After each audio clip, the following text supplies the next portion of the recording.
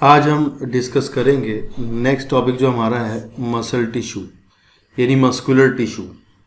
पीछे हमने पढ़ा था बोन्स, ब्लड और कार्टिलेजेस, ठीक है ना। एरियुलर टिश्यू, एडिपोज टिश्यू जो कि आपका था कनेक्टिव टिश्यू। अब आप देखोगे मस्कुलर टिश्यूज, ठीक है, जो कि आपकी मसल्स का फॉर्मेशन करते होते हैं। मस्कुलर टिश्यूज जो होते हैं आपके वो फाइब्रिल्स के बने होते हैं, मायोफाइब्रिल्स इनको कहा जाता है। यहाँ लिखा है कि each muscle is made up of many long cylindrical fibres. छोटे छोटे सिलेंड्रिकल फाइबर्स होते हैं जो कि एक दूसरे के पैरेलल लगे होंगे, ठीक है। और ये आपके क्या बनाते हैं? फाइन फाइब्रिल्स, मायोफाइब्रिल्स बनाते हैं। तो आपको ध्यान रखना है, तो यूनिट जो है यहाँ पर जो मसल बनाती है वो मायोफाइब्रिल है। मायोफाइब्रिल्स को मतलब छोटे छोटे फाइबर्स जो होते हैं, ठीक है, लिखा ना, these fibre compose of the numerous fine fibrils called myofibrils. मतलब जो सिलेंड्रिकल फाइबर्स होते हैं वो किसके बने होते हैं? मायोफाइब्रिल्स के बने होते हैं, ठीक है ना। Muscle contract in response to stimulation. Muscle का जो खास बात होती है कि मसल जो है आपकी शॉर्ट होती है, रिस्पॉन्स आता है आपके ब्रेन से, ठीक है, आपके नर्वस सिस्टम से। उसके रिस्पॉन्स में मसल आपकी शॉर्ट होती है, कॉन्ट्रैक्ट करती है और रिलैक्स करती है, ठीक है, जिसकी वजह से वो अपनी नॉर्मल स्टेट में पहुंच जाती है। And their action move the body to adjust to the changes in the environment and to maintain the position of the various part of the body। मतलब अगर आपके अपनी बॉडी के पोस्चर्स को, अलग अलग पार्ट को, मतलब आपको अपनी उंगली मोड़नी हो, आपको हाथ पैर चलाना हिलाना कुछ भी हो, यहाँ तक कि जो आपका हार्ट है वो भी आपका एक मस्कुलर कॉन्ट्रैक्शन ही है। और आपकी जो डाइजेस्टिव ट्रैक्ट होती है उसके अंदर जो होने वाले कॉन्ट्रैक्शन है वो भी आपकी मस्कुलर कॉन्ट्रैक्शन है। भले ही हर जगह पर अलग अलग टाइप की मसल्स मिलती होती हैं, लेकिन ये जो कॉन्ट्रैक्शन रिलैक्सेशन का काम है ये आपका किसका काम है? मसल्स का काम है। तो यह लिखा है कि their action move the body to adjust the change to environment to maintain the position. In general muscle play an active role in the all in movement of the body. जितने भी तरह के मूवमेंट आपकी body के होते हैं उन सारे मूवमेंट्स में आपकी मसल्स जो है वो भाग लेती हैं, उनका काम है। इन muscle are of three type, तीन तरह की होती हैं, स्केलेटल, स्मूथ और कार्डियक।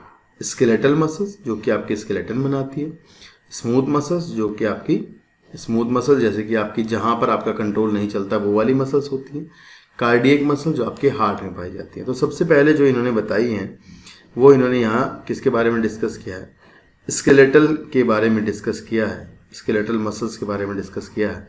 तो चलिए हम भी देखते हैं, पहले स्केलेटल मसल्स को ही देखेंगे, फिर हम देखेंगे नॉन स्केलेटल जो कि आपकी जो होती है स्मूथ मसल्स कहलाती है, उनको देखेंगे। सबसे पहले आप देखिए, यहाँ लिखा है कि skeletal muscles tissue is closely attach to skeletal bones. आपको ध्यान है कि जो आपकी मसल्स हैं वो टेंडेंस की हेल्प से, टेंडन जो कि आपके रेगुलर डेंस कनेक्टिव टिश्यूज होते हैं, टेंडेंस आपके रेगुलर डेंस कनेक्टिव टिश्यूज होते हैं, उनकी मदद से आपका जो ये होते हैं, क्या बोलते हैं इनको, मसल्स होते हैं, आपकी बोन के साथ में कनेक्टेड रहते हैं, बोन से जुड़े रहते हैं। In a typical muscle cell as a biceps, straighted skeletal muscle fiber are bundled together। तो आप यहाँ देखोगे कि जो आपके बाइसेप्स होते हैं इनमें आप हाथ लगाकर छू कर देख सकते हो, मतलब आपको लगेगा जैसे कि काफ़ी बड़े बड़े बंडल्स, जैसे रस्सियाँ जैसे आपकी यहाँ मिलती हैं मसल्स के अंदर, वो पैरेलल फैशन में लगे रहते हैं। अगर आप इसको सेक्शन देखोगे, इसका निकाल करके बाहर देखते हो तो वहाँ आपको दिखेगा कि कुछ रेगुलर पैरेलल फैशन में आपको कुछ बंडल्स बंधे हुए दिखाई देते हैं जो कि आपके चारों तरफ से टफ कनेक्टिव टिश्यू से बंद हुए रहते हैं। तो ये कह रहे हैं कि भाई इसके बाद की जो आपकी इसके स्ट्रक्चर है स्केलेटल मसल की, वो आप जो है लोकोमोशन का जो चैप्टर है, चैप्टर नंबर 20, वहाँ पर आपको इसके स्ट्रक्चर, स्केलेटल मसल की स्ट्रक्चर को पढ़ाया जाएगा पूरी तरह से, ठीक है ना। पूरी जो इसकी स्ट्रक्चर है वो वहाँ पर पढ़ाई जाएगी। यहाँ आपको जितना जो इन्होंने डायग्रामेटिक दिया है, डायग्राम में आगे थोड़ा सा बताया है, उसको आप एक बार देख लीजिए क्या क्या बताया हुआ है, उसी से फिर हम जो चीज़ें हमें समझनी है उसी से समझ लेंगे। चलिए देखते हैं। यहाँ एक डायग्राम बना हुआ है आपके सामने। ये जो डायग्राम है इसमें आपको दिख रहा होगा कि कुछ जो है देखो, इसमें आपको सेगमेंटेशन नहीं दिखाई दे रहा है, तो ध्यान रखना। इसमें आपको ऐसा पार्टीशन, ब्रांचिंग नहीं दिखाई दे रही, ये भी आपको ध्यान रखना है। यहाँ आपको ध्यान रखना है कि इसके अंदर अगर हम इसको इस तरह से दिखाएं, अगर हम इस तरह से दिखाएं आपको ये एक, तो इसके अंदर ये कुछ आपको बैंड लाइक दिखाई दे रहे हैं, dark band, light band, dark band, ठीक है ना। मतलब कुछ लाइट, ये आपका क्या है यहाँ डार्क बैंड है, इसके बाद फिर ये लाइट बैंड है, फिर डार्क बैंड है, फिर लाइट बैंड है, फिर डार्क बैंड है। तो ये जो डार्क बैंड और लाइट बैंड जो होते हैं, डार्क और लाइट बैंड, ये आपके स्पेशल प्रोटीन्स के बने हुए स्ट्रक्चर्स होती हैं, स्पेशल प्रोटीनों के बने हुए होते हैं। और यहाँ जो आपके स्केलेटल मसल्स का जो साइटोप्लाज्म होता है उसके अंदर आपको कुछ प्रोटीन्स मिलती हैं, वो प्रोटीन जो हैं ये डार्क और लाइट बैंड बनाती हैं, ठीक है ना। जैसे कि जो आपका डार्क बैंड है, ये जो आपका डार्क बैंड है, और ये जो आपका लाइट बैंड है। डार्क बैंड आपका बनाया होता है मायोसिन नाम की प्रोटीन्स ने, मायोसिन और एक्टिन मिल करके। लाइट बैंड आपका होता है एक्टिन प्रोटीन का बना हुआ होता है। तो आपको अगर प्रोटीन आपसे पूछा गया कि कौन सी प्रोटीन यहाँ होती है, तब आपका आंसर जो होगा वो ये होगा कि मायोसिन और एक्टिन प्रोटीन्स मिलती होती हैं, ठीक है। बाकी की जो उसकी स्ट्रक्चर है वो आपको जाकर के मिलेगी वहाँ पर लोकोमोशन वाले चैप्टर में। एक बात और आप जान लीजिए यहाँ पर कि इनके अंदर न्यूक्लियस जो है, कई सारे न्यूक्लियस मिलते हैं, यानी कि जो है यहाँ पर आपको मल्टी न्यूक्लिएट कंडीशन मिलती है, ठीक है ना। यहाँ ब्रांचिंग नहीं है, मल्टी न्यूक्लिएट कंडीशन होती है। साइटोप्लाज्म में ही न्यूक्लियस पड़े रहते हैं, साइटोप्लाज्म के अंदर ही उन प्रोटीनों के फाइबर पड़े रहते हैं, ठीक है ना। अगर आप इसकी एक यूनिट को देखोगे तो उसको हम कहते हैं सार्कोमियर। आप ये जानोगे आगे जा करके। सपोज करो ये आपका एक सार्कोमियर है, एक सार्कोमियर में आपकी एक डार्क बैंड और लाइट बैंड दोनों आते हैं, ठीक है। मतलब यहाँ से यहाँ तक मान लो एक सार्कोमियर है। इस तरह यूनिट सार्कोमियर मिल करके एकदम पूरा बड़ा लंबा मसल फाइबर बना होता है। और ऐसे बहुत सारे मसल फाइबर जुड़ करके एक बड़ी मसल बनी होती है जो कि थिक टफ कनेक्टिव टिश्यू से घिरी रहती है। यहाँ आपको मिलेगा कि ये जो आपका दूसरी तरह के जो स्मूथ मसल्स हैं, इसमें आप देखोगे यहाँ कोई तरीके से इस तरह के स्ट्रेशंस नहीं मिलते। स्ट्रेशन मिलने का मतलब ये डार्क और लाइट बैंड इस तरह के नहीं देखने को मिलते। ये जो आपकी स्मूथ मसल्स होती है इनमें पॉइंटेड एंड होते हैं, दोनों सिरे जो है इसके पॉइंटेड होते हैं, किनारे, ठीक है। ये किनारे पॉइंटेड होते हैं और ये न्यूक्लियस है सेंटर पे। और ये ऐसे जो बस सिंगल फाइबर लाइक सेल्स मिल करके, सिंगल फाइबर लाइक सेल मिल करके आपके क्या बनाते होते हैं, मसल बना रहे होते हैं, मसल का फॉर्मेशन कर रहे होते हैं, ठीक है ना। इसके बाद आपको जो डायग्राम मिल रहा है वो आपका कार्डियक मसल का है। तो थोड़ा देखो कार्डियक मसल, और आपको लग रहा होगा कि कार्डियक मसल जो है वो आपकी पहले वाली जो आपकी स्केलेटल मसल्स है, जो स्ट्रेटेड मसल्स है, उनसे कहीं ना कहीं मैच कर रही हैं, ऐसा आपको देखने से लग रहा होगा। लेकिन यहाँ थोड़ा सा डिफरेंस ये है कि जो कार्डियक मसल्स होती हैं वो आपकी ब्रांच्ड होती हैं, जबकि जो आपकी स्केलेटल मसल्स होती है वो आपकी ब्रांच मसल्स नहीं होती, उनमें आपको ब्रांचिंग देखने के लिए नहीं मिलती होती है, ठीक है ना। और यहाँ आपको जो कंडीशन दिखाई दे रही है वो कैसी दिख रही है, यूनी न्यूक्लिएट कंडीशन दिखाई दे रही है, मल्टी न्यूक्लिएट कंडीशन आपको दिखाई नहीं दे रही है। यहाँ क्या है, यहाँ मल्टी न्यूक्लिएट कंडीशन है, यहाँ यूनी न्यूक्लिएट कंडीशन है, यहाँ ब्रांचिंग है, यहाँ ब्रांचिंग नहीं है, ठीक है ना। और सबसे इम्पोर्टेंट बात है ये कि जो आपकी स्केलेटल मसल्स होती हैं वो आपके कंट्रोल में रहती है। स्केलेटल मसल्स आपकी कंट्रोल में चलती हैं, आप जिधर मोड़ते उधर मुड़ती हैं, ठीक है। थकती हैं, इनमें क्या होता है, थकान होती है, ये फैटिक हो जाती हैं, ठीक है ना, थक जाती हैं।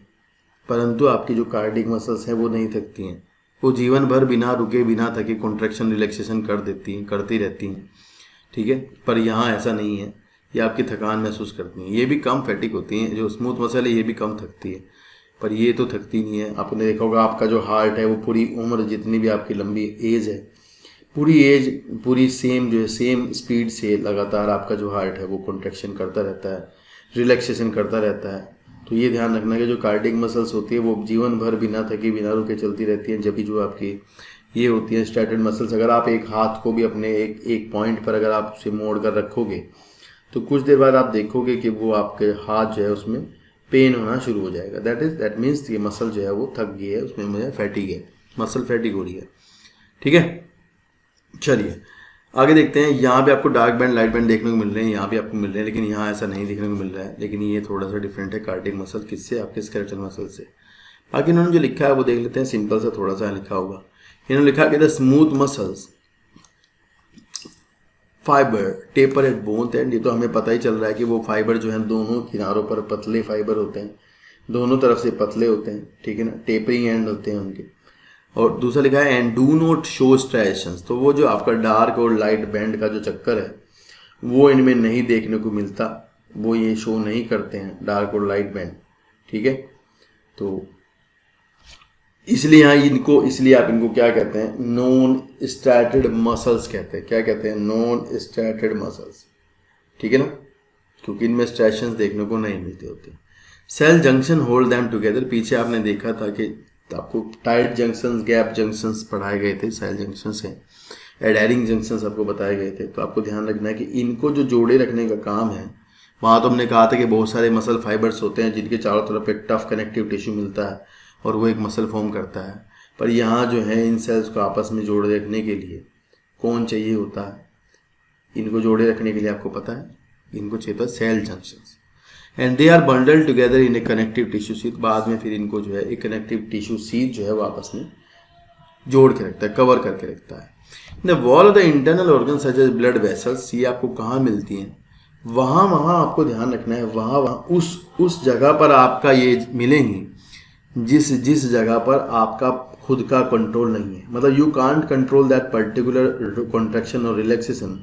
लाइक अगर आपको फूड आपने इंटेस्टाइन में ले लिया, मतलब आपने फूड अपना निगल लिया है, स्वेलो कर लिया है, तो उसके बाद आपका फूड जो है वो आगे जाता रहेगा, उस पर आपका पर्सनल कोई कंट्रोल नहीं है, मतलब आप उसको रोक नहीं पा रहे हैं, ठीक है। इसी तरह आप यहाँ लिखा आपकी जो ब्लड वेसल्स हैं, ब्लड वेसल्स के अंदर जो कॉन्ट्रैक्शन और रिलैक्सेशन है, ठीक है ना, वो अपना खुद से होता है। यूरेटर्स वगैरह जो होते हैं, जैसे यूरेटर की बात करें अगर हम, तो यूरेटर में जो किडनी से जो यूरिन लेके आता है उसमें कॉन्ट्रैक्शन रिलैक्सेशन जो है वो अपने आप से होता है, ठीक है।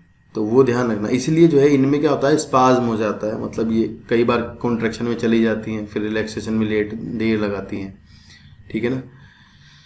इन ब्लड वेसल स्टमक में आपको ये मिलेंगे। स्टमक के अंदर जो आपके चर्निंग मूवमेंट्स हैं, आपका स्टमक देखो हर टाइम आपके फूड को मिक्सिंग के लिए चर्न करता रहता है, मिलाता रहता है, तो उसके जो चर्निंग मूवमेंट्स है वो सारे के सारे जो है आपके कौन शो करता होता है, यही करता है, मतलब स्मूथ मसल करती है। And intestine contain this type of muscle tissue. Smooth muscles are involuntary. Smooth muscles जो आपकी होती है वो कैसी होती है, इनवॉलेंट्री होती है। इनवॉलेंट्री का मतलब यही होगा कि वो आपके कंट्रोल में नहीं होती, क्योंकि बाकी की जो आपकी होंगी वो तो आपके कंट्रोल में होती है। वॉलंटरी मसल होती है स्केलेटल वाली, तो पर ये आपकी कैसी रहती है, इनवॉलंटरी रहती है, ये आपके कंट्रोल में नहीं रहती है। As their functioning can not be directly control, तो क्योंकि इनकी फंक्शनिंग जो है वो डायरेक्टली आप कंट्रोल नहीं कर सकते हो, इसलिए ये कैसी होती हैं, इनवॉलंटरी आपकी कहलाती है। नेक्स्ट है आपका we usually are not able to make it contract merely by thinking. तो आप इनको सोच करके केवल जो है थिंकिंग से आप इनको नहीं मोड़ सकते हो, जबकि आप जो है जो आपकी जो वो वाली मसल्स होती हैं, स्केलेटल मसल जो आपकी होती है, उनको आप केवल थिंकिंग से ही कॉन्ट्रैक्शन रिलैक्सेशन कर सकते हो, सोच कर ही मोड़ सकते हो, जबकि आप इनके साथ ऐसा नहीं कर सकते हो, ठीक है। देखा, we usually are not able to make it contract merely by thinking about it.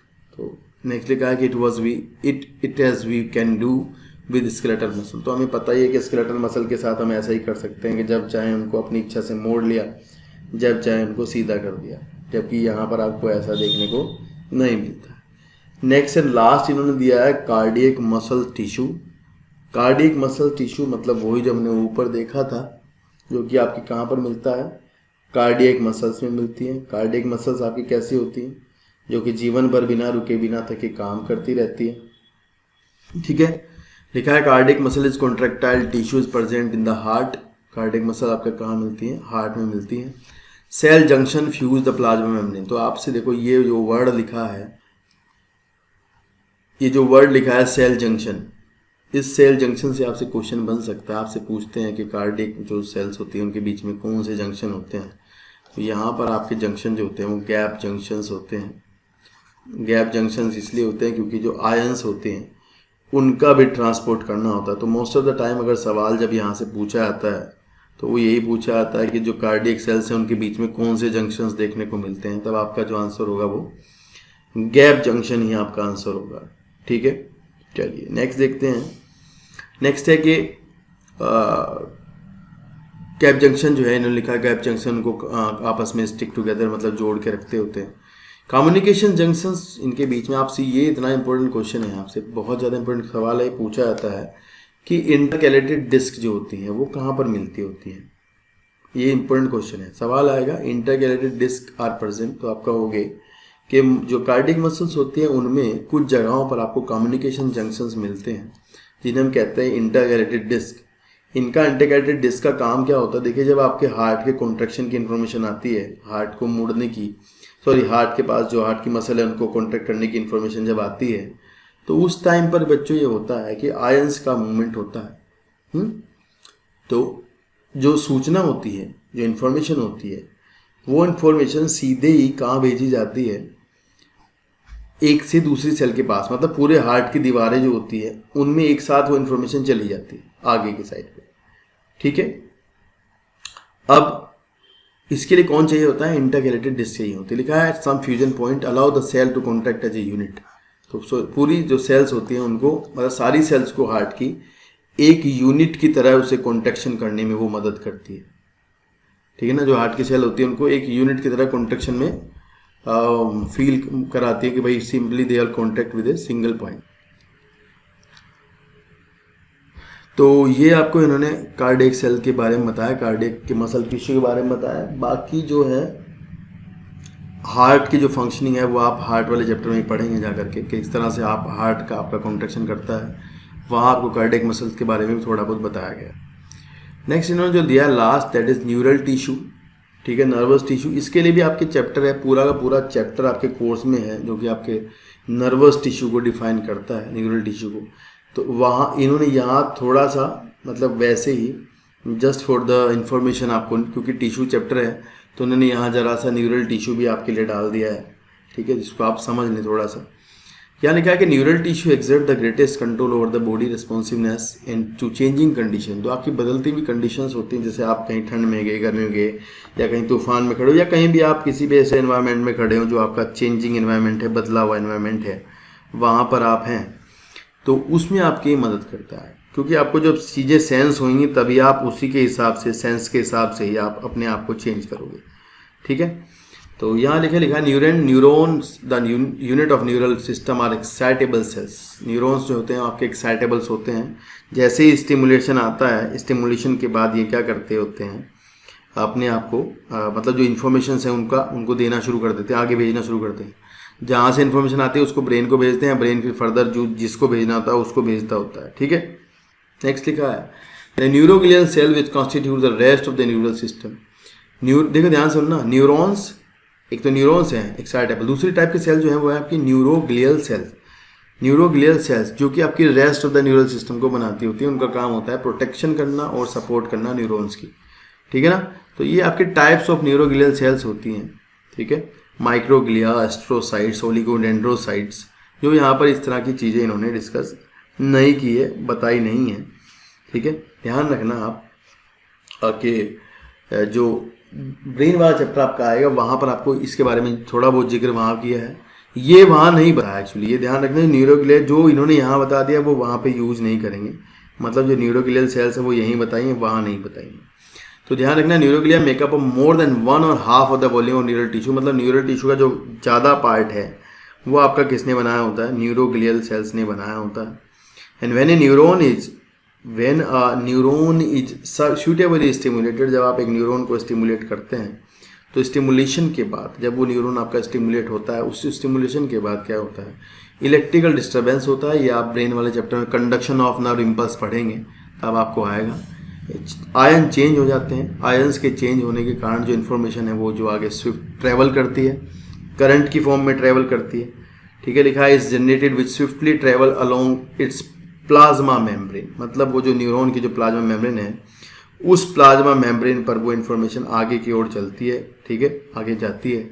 Is generated which swiftly travel along its plasma membrane. Arrival of the disturbance at the neurons ending और output zone trigger event that में cause stimulation और inhibition of adjacent neuron. मतलब ये कहा कि जो information आगे जाती है वो डिपेंड करता है कि वो आगे जा करके इनिबिशन करती है या फिर स्टिमुलेट करती है अगले वाले न्यूरॉन को, ठीक है ना। जो भी डिस्टर्बेंस हुआ था न्यूरॉन के एंडिंग पर पहुंच जाएगा, और आपने न्यूरॉन एंडिंग में जहाँ साइनेप्स होता है, 10th क्लास में आपने देखा हुआ साइनेप्स, तो वहाँ से साइनेप्स से वो इन्फॉर्मेशन आगे जाएगी अगले न्यूरॉन के पास। अब आगे जाकर के वो उसको इनिबिट कर रही है या फिर एक्टिवेट कर रही है, it depends on that particular situation कि कहाँ पर इनिबिट करना है और कहाँ पर जो है उसको एक्टिवेट करना है। ये बात आपकी वहाँ देखी जाएगी जा करके, ठीक है। तो पीछे जो दिया गया है आपको ये डिफरेंस यहाँ पर थोड़ा सा बस चीज़ें ध्यान से पढ़ने का ही है। ये मसल टिश्यू में आपको यही ध्यान से पढ़ना है कि भाई इनमें आपको डिफरेंस कम से कम पता होना चाहिए, तीनों के तीनों में क्या क्या थोड़ा थोड़ा डिफरेंस होता है, क्या क्या अंतर होता है, ठीक है। और डायग्राम का क्वेश्चन आपसे यहाँ से कई बार पूछ लेते हैं कि भाई इन तीनों में जो है वो बताइए, डायग्राम इनके ड्रॉ कीजिएगा, ठीक है। तो आपको ये थोड़ी बातें ध्यान रखने की, जैसे स्टैटर्ड मसल्स होती है ये आपके अपर लिम्स लोअर लिम्ब में मिलती हैं, सिलेंड्रिकल होती हैं, है ना, अनब्रांच्ड होती है, मल्टी न्यूक्लिएटेड होती हैं, लाइट डार्क बैंड प्रेजेंट होते हैं, ठीक है। इनको CNS आपका ब्रेन कंट्रोल करता है, सेंट्रल नर्वस सिस्टम कंट्रोल करता है। इनमें बहुत ज़्यादा मात्रा में ब्लड सप्लाई होती है, ये आपको ध्यान रखना होगा, ये जल्दी थक जाती हैं। इसी तरह जो आपकी नॉन स्टैटेड मसल्स होती है वो आपकी यूरिनरी ब्लैडर में मिलती हैं, ठीक है। आपकी आइरिस, जो आँख की जो आपकी आइरिस होती है, जो आपकी लाइट को कंट्रोल करती है, उसमें मिलती होती हैं, ठीक है। आपकी स्किन की जो डर्मिस होती है उसमें मिलती होती हैं। वे अनब्रांच्ड होती हैं, यूनी न्यूक्लिएटेड होती हैं, स्पिंडल शेप होती हैं आपकी, और यहाँ लाइट और डार्क बैंड आपके एब्सेंट होते हैं। इनमें लाइट और डार्क बैंड नहीं मिलते होते हैं, ठीक है ना।